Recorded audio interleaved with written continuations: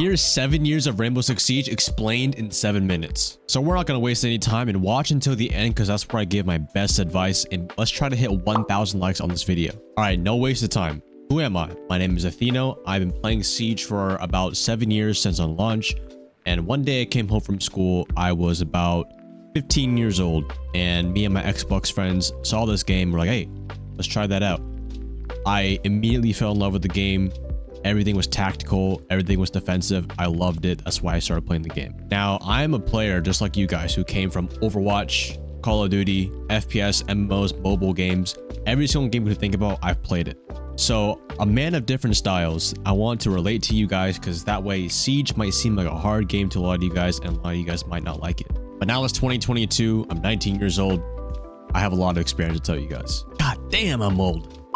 Before we continue with the video, I just got back from Taekwondo, but I would like to thank Opera for sponsoring this video. A lot of people might disagree with me on this, but I think Siege is the best FPS on the market you can play. And if I'm playing the best FPS, then I would want my PC to give me the most power possible. If you're like me and you're listening to music, or maybe you have a video playing in the background like YouTube, then you don't want your browser to affect your gaming performance. Google Chrome steals up a lot of your RAM, and your Siege requires a lot of your CPU. A lot of you guys don't know this, but you can literally be sacrificing FPS, because I did. And with Opera, it has GX Control, which controls how much CPU, RAM, and bandwidth is using, so that way your game can be smoother. And I think that bugs me the most is when I open up a Chrome browser and I just get flashbang. I'm just trying to do like a YouTube script for my new video, and I'm typing and it's just like so bright. And you guys always ask on my stream about my Gojo wallpaper, and then I can easily browse while having Gojo by my side. It almost feels like I'm controlling a spaceship with all these sound effects and the typing noises. It's almost that same feeling when you rearrange your room randomly at 3 AM and you're just like,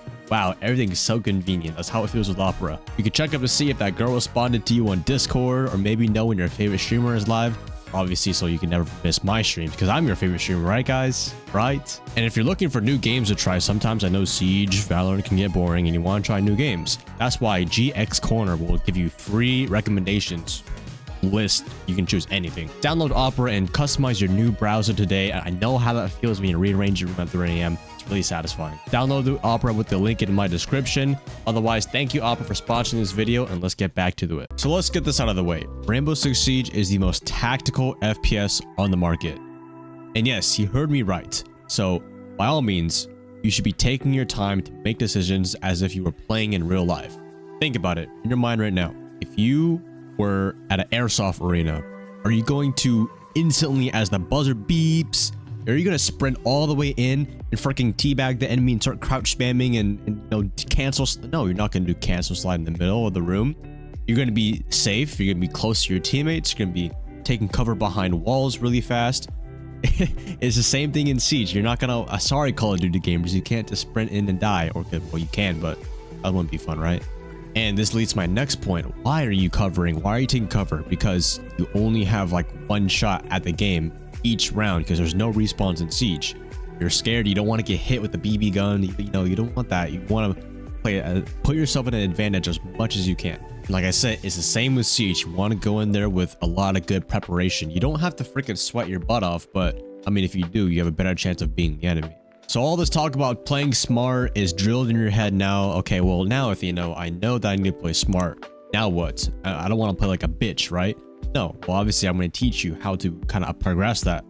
The next point is, no matter if you are a new player or a veteran player, is I think we can all agree is trusting your gut. I know we've all had those deaths of like, man, I knew the right decision, but I still died. And that is honestly worse than full sending a gut decision inside the game. For example, if you're like, man, you're holding this angle for maybe about 15 seconds. Okay, wow, no one's peeking it. I should probably unpeek because no one's peeking it. And then you hesitate. You could be like, no, I want to stay in this angle. And then boom, you get right off the angle. Be like, oh, I knew I should have unpeeked. There you go. So a lot of you guys are like, you know, when moving slow, you're crouch walking, you're so scared to move around. Trust your gut feeling. Freaking start sprinting. Don't sprint in a gunfight, but trust your gut, please. It will help you so much more. And when a gut feeling works out, then you build that confidence. And when you build confidence, then you will be a very efficient player. Now, I know I'm talking pretty harshly to you guys, but this is exactly how I wanted to send it to you guys, because not Nobody else on YouTube is going to explain how to play Siege like I am, because there's one me, obviously. But I've played at some of the highest levels of Siege and the lowest levels on Siege from Xbox to PC, and I'm here to tell it to you guys. So if you're already this far into the video, leave a like, because if you don't put this knowledge into action, then you're just still going to be a noob. Now, some common questions that I get: what separates a new player from an average player? Average player is probably around like gold 1 to platinum. So a new player ignores all instinct of the game. He doesn't bother to learn the map and the operators. He just runs around, gets killed, repeats the same thing over and over again. But then maybe the player decides to, okay, maybe, you know, that didn't work last time, so I'm gonna do it differently this time. And they see, oh, that one guy, he peeked that angle, or he opened up this wall and it worked. So, you know, you eventually move around and you build a little bit better habits, you know. Then you move to an average player. Then you know how, okay, I know how every bomb site is, you know, how to defend it, how to attack it. I know that, you know, the ins and outs. Your gun skills okay. So now you're like an average player. But from an average player, like, you know, like, oh yeah, you're not supposed to peek behind the bomb when the bomb's down, all that like basic stuff. But what separates an average player from a champion, diamond, pro player? Let's do pro player. It's easier. This skill gap is way harder than the one over here, because anyone can reach gold and platinum. Easy. And if you're saying it's not easy because your teammates fall apart, then why are hundreds of thousands of players are in platinum, and why aren't you? Just get better. So what separates a average player from a pro player is, one, probably how long you play the game, how much practice you're putting into it. And I know not a lot of you guys have that, but that's the sacrifice of trying to get good at something. Two, it's the people that you play with. People that you're playing with, if they suck, if they're not giving callouts, but they're your buddies, then that's what you're sacrificing. So if you kick those guys out, then boom, easy platinum, easy diamond. But the last part is, it's definitely your mindset, which is moving on to my next point. The skill ceiling is for anybody to reach. I don't care what rank you are. You could be a freaking copper, or maybe you picked a game yesterday. You can literally hit champion if you wanted to. Now, the only thing that's stopping you is because you don't have the right skills. You don't know how the map's played out and all that, etc. You are lacking experience. So for you to tell yourself, man, I suck, I'm never gonna get better, I'm just gonna accept that I'm a broke noob. Okay, well, you know, I didn't mean to put the word broke in there, but mindset wise. So you have to understand, Rainbow Six Siege, your mindset is the problem. Whether you have a bad game, maybe it's you know, you're hard stuck in a rank, your mindset is the problem. It's not your teammates, it's not anything else. If it's not coming from you, it's not their fault. It's your fault that you're in your rank, because you are the one playing with those people. You're the one queuing up for these games. You're the one losing these rounds. Everyone has the opportunity to put yourself in a better position. Now, moving on to the next part is that Siege is like a checklist. When you kind of play the game a lot, I learned that Siege is really just a big checklist. Boom. Let's say you're on attack. You spawn in, you drone, take map control, you clear utility, and then you plant the bomb and you play post plant.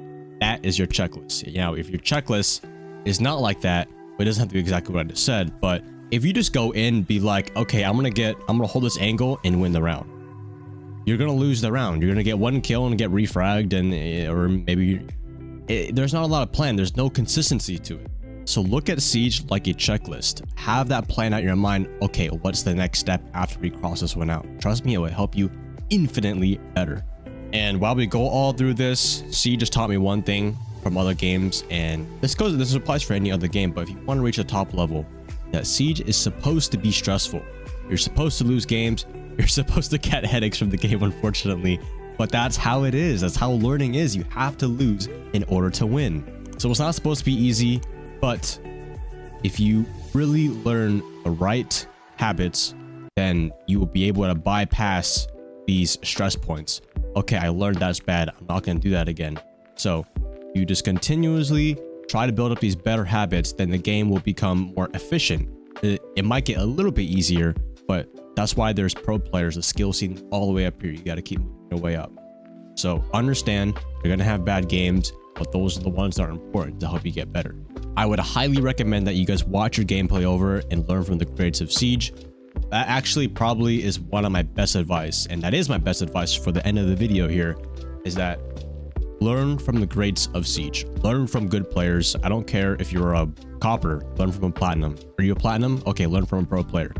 Look at how they speak, move, talk, mimic a lot of their habits. Don't try to play like them and like be like, okay, I'm the next Bolo. No, be the next you, but grab little things from other people. One thing from me, how do you have such good mental fortitude? I'll tell you right now, you want to know 3 players I learned from? Bolo, Bodiga, and Godly. You know what they all have in common? When was the last time you saw any of them rage? Like hit their desk, break their keyboard in half. When was the last time you saw any of those players even scream? I bet you probably can't recall. Those guys have very, very calm minds, and that's something I really took into my gameplay. As you guys know, I get a lot rowdy sometimes, but what really helped me is keeping your emotions under your control. You learn to do that. Catch yourself before you tilt. Catch yourself before you go, oh my god, we lost our...